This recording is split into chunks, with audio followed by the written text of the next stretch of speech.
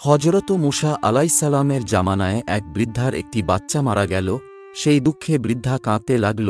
তখন হযরত মূসা আলাইসালাম বৃদ্ধাকে বললেন, তুমি কাঁদছ কেন? তখন বৃদ্ধা উত্তর দিল, আমার বাচ্চাটি মারা গেছে, এই জন্য কাঁদছি। তখন মূসা আলাইসালাম বললেন, বাচ্চাটির বয়স কত? বৃদ্ধা উত্তর দিল, ৩৫০ বছর। মূসা আলাইসালাম বললেন, তোমার এই বাচ্চাটির ৩৫০ বছর জীবিত ছিল, কিন্তু এমন একটি জামানা আসবে যেই জামানার নবীর উম্মত মাত্র ৬০ থেকে ৭০ বছর বাঁচবে, আর সেই নবীর হল হযরত মুহাম্মদ সাল্লাল্লাহু আলাইসাল্লাম। তখন বৃদ্ধা অবাক হয়ে বলল, তারা বালেগ হবে? মূসা আলাইসাল্লাম উত্তরে বললেন, হ্যাঁ, তারা বালেগ হবে। বৃদ্ধা মহিলা পুনরায় প্রশ্ন করলে তার এই সামান্য সময়ে বিয়ে শাদী করতে পারবেন? মূসা আলাইসাল্লাম বললেন, তারা এই সামান্য সময়ে বিয়ে করবে এবং তাদের থেকেও সন্তান হবে।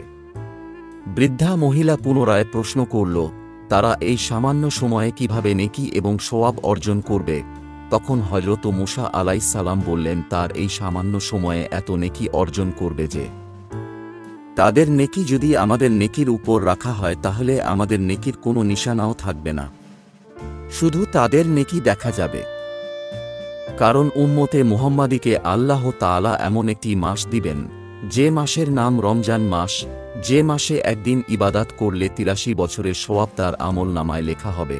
তাহলে তারা যদি এরকম একটি মাস পায় তাহলে হিসাব করলে আমাদের কোনো নেকি তাদের সমান হবে না।